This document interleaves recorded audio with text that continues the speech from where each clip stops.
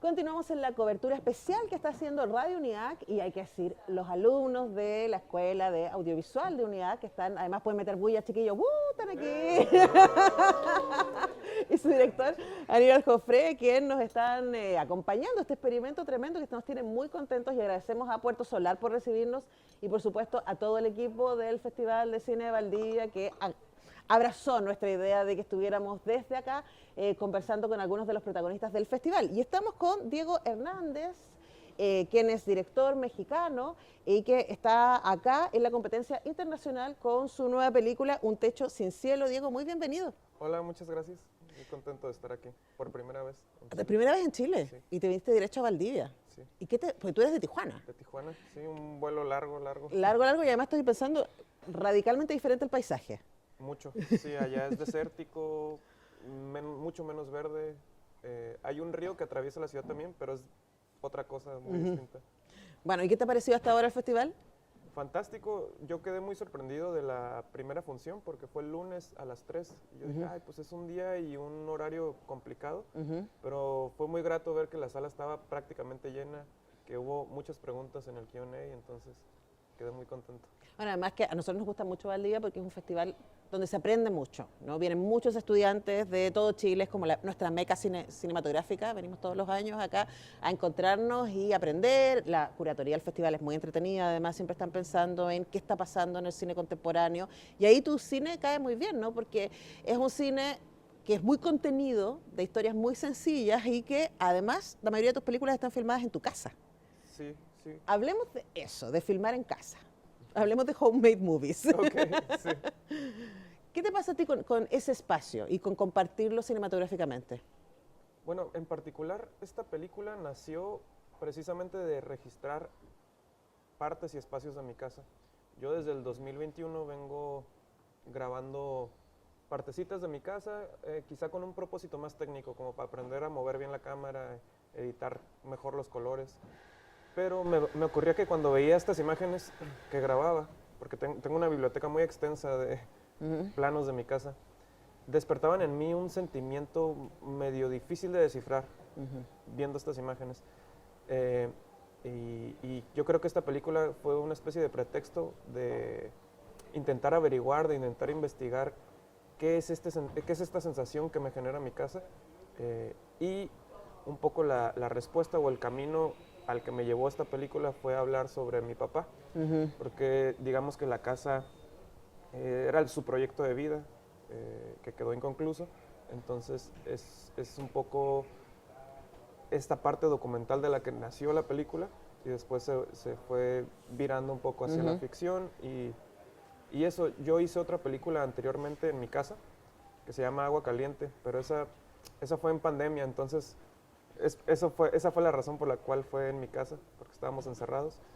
Pero nada, pienso seguir filmando en mi casa porque creo que me sigue interesando mucho y además resueno mucho, o sea, Ignacio Güero para mí es uno de mis máximos.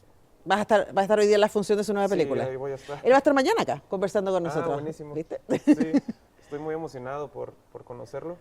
Él es un máximo, te va a caer muy bien. Y sus películas, él también las filma dentro de su casa, entonces para mí es escucharlo hablar sobre ese proceso ha sido muy inspirador, tomo muchas cosas de lo que él dice, de lo que él hace. Pero vamos a volver sobre eso, vamos a hacer, no una pausa real, pero una pausa cotidiana, hablando de casa, porque me llegó el té y está por allá lejos, ¿no? Así que si alguien amablemente me hace llegar el té, porque ustedes no lo saben, pero acá hace frío.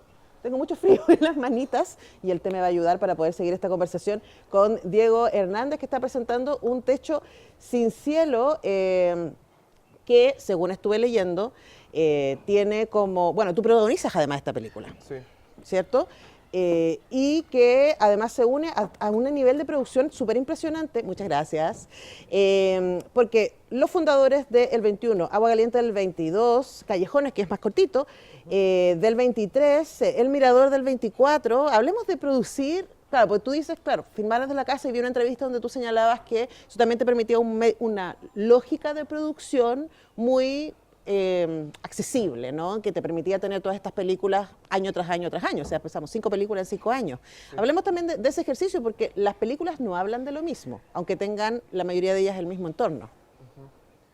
Sí, bueno, a mí me gusta mucho estar grabando. Pero hay algo raro con el oficio del cineasta. Y bueno, concretamente del director de cine, porque hay muchos roles, ¿no? Pero siento que es raro porque se ejerce muy pocas veces, ¿no? O sea, un carnicero trabaja y corta la carne todos los días.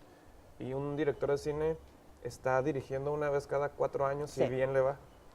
Y a mí no me gustaba eso. Yo quería realmente ejercer mi oficio de manera cotidiana, como cualquier otro trabajo. Entonces, la manera en la que pude conseguir eso es precisamente optando por modelos de producción más pequeños que hagan que hacer películas no sea algo extraordinario, que no sea un evento rarísimo en la vida y que tampoco sea como, ya ves que a veces uno llega a una locación y como que todo se detiene porque hay una película. Sí. Me interesa más como meterme como una mosca, como no sé. Siempre hay algo que cambia al estar una cámara, por más pequeña que sea, pero me interesa aprovechar las cosas que hay en mi entorno. Trabajo con mis amigos, en espacios a los que transito todos los días. Entonces, eso me ha permitido hacer casi que una película al año. Y también otra cosa es que mis pelis anteriores, quizá esta nueva ya no tanto, pero las anteriores están muy... hablan mucho sobre el presente, sobre cosas que están pasando en el momento en el que hago la película. O sea, mi primer película habla sobre un adeudo que tenía el Estado hacia la universidad. Sí. Y era algo que estaba sucediendo en ese momento, entonces no podía esperarme un par de años a financiar eso, o sea, tenía que hacerlo en ese momento. La de la pandemia igual, o sea, era algo que me estaba atravesando. Quizá ahora esta es la primera película que volteo hacia atrás un poco, y justo esta nueva película la hice en paralelo a las anteriores, como que la fui descubriendo poco a poco mientras hacía las otras. Esta me tomó como unos 4 años entenderla, como desde el 2021 vengo filmando. Sí, bueno, voy a volver sobre eso, que me parece súper fascinante. Estoy de ir acumulando imágenes para ver luego qué historia aparece con esas imágenes, ¿no? Pero también esta idea de que ayer hablamos con Nael Satala de eso mismo, ¿no? De desafiar la lógica de producción, que en muchos casos ata al realizador, a los realizadores, y vuelve también al ejercicio cinematográfico una cosa muy burocrática incluso, ¿no? Sí. Y muy lenta y muy sufriente, versus decir, a ver, Punky, do it yourself, vamos con la manera en que puedo. Pero lo que me parece súper interesante es que ese tipo de película que está, diríamos, fuera de la industria, por su lógica de producción, termina encontrando un público que está ávido de ver ese tipo de historias que resultan refrescantes. ¿A ti te ha sorprendido la recepción que han tenido tus películas? Sí, me ha sorprendido mucho. O sea, creo que a veces lo naturalizamos mucho, pero es impresionante estar presentando una película en un país tan lejano, o sea, es Latinoamérica y hay cosas que nos atraviesan a todos por igual, pero sigue siendo un pueblo distinto, o al menos una ciudad, personas distintas, la dinámica, la de Tijuana, la de acá.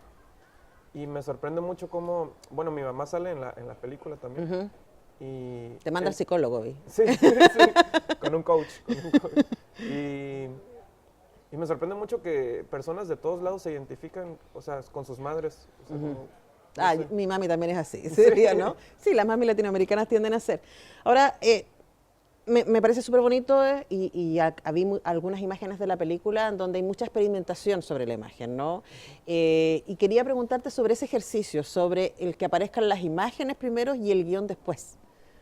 Sí, es interesante porque es una especie de juego.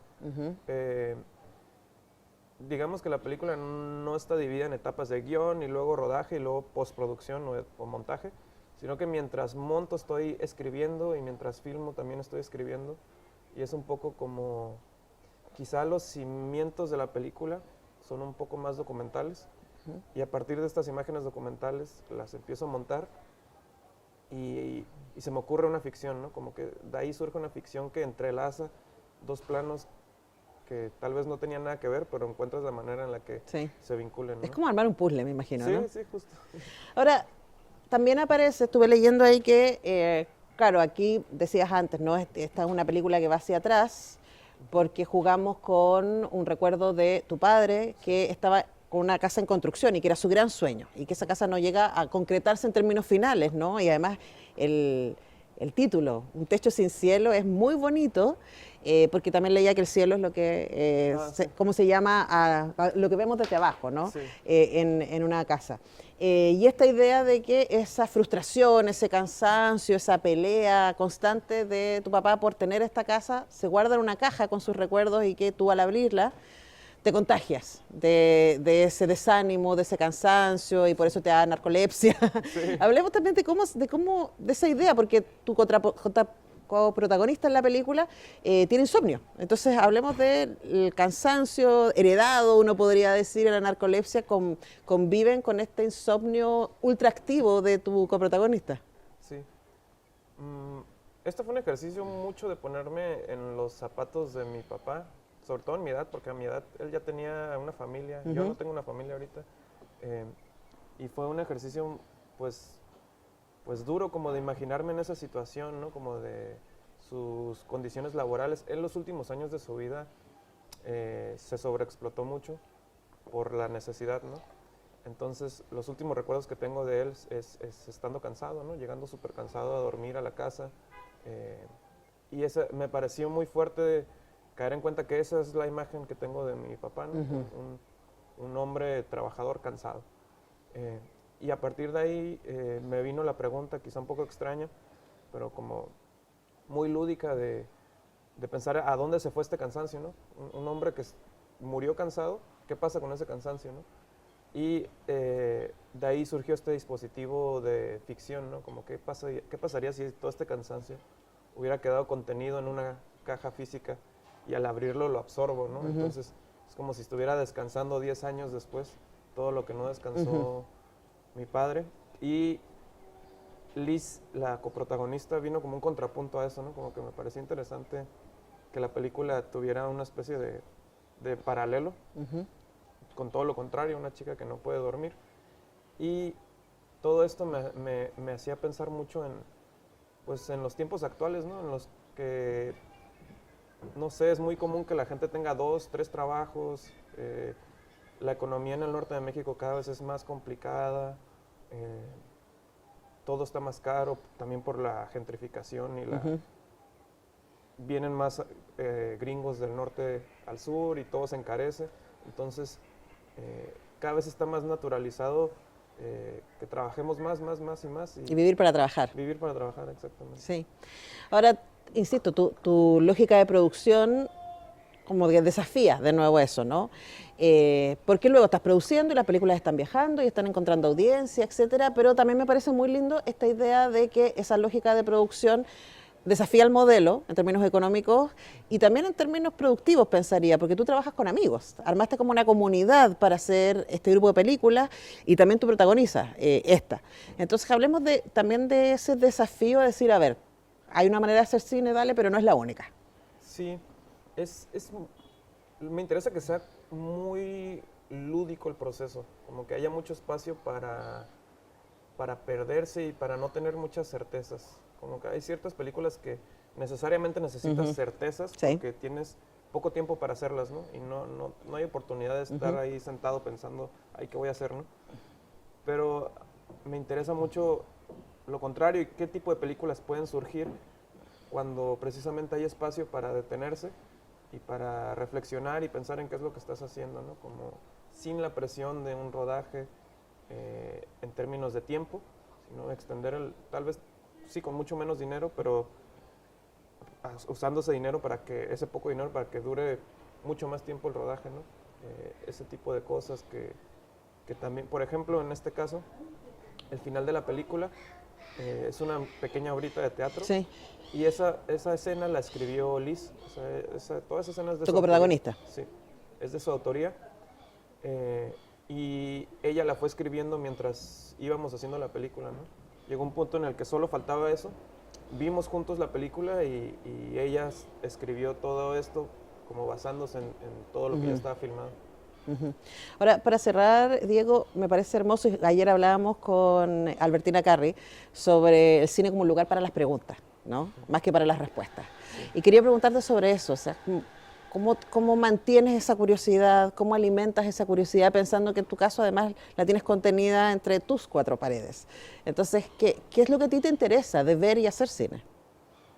Me interesa mucho voltear a ver cosas que usualmente damos por sentados o que no volteamos a ver por el cotidiano, ¿no? Y como preguntarnos mucho cosas que damos por hecho, como si ya estuvieran resueltas en nuestras vidas. No sé, esta película está compuesta también por muchos planos del cielo y no sé, cuando empecé a filmar el cielo me di cuenta también que es algo que no solemos hacer, o al menos yo no solía hacer mucho, ¿no? Como detenerte así con las prisas y voltear a ver el cielo y ver qué surge de ahí, ¿no? Como, no sé, esta parte de crear más con preguntas que con certezas me interesa mucho también en una cuestión personal, como pensando en el proceso y qué puedo descubrir sobre mi propia persona mientras hago la película, ¿no? Ahora lo bello es que luego cada uno que ve va a descubrir cosas propias y va a ver a su mamá la ausencia del padre, que es una lógica latinoamericana muy repetida, ¿no? Y quizás qué cosas espejean cuando nos detenemos. Así que gracias, Diego, por venir a conversar con nosotros. No, muchas gracias por la invitación. Y felicitaciones, esperamos ver tu película pronto allá en Santiago, en otras pantallas. Y nosotros vamos a hacer una pausa y seguimos con esta cobertura especial del Festival Internacional de Cine de Valdivia. ¡Bravo!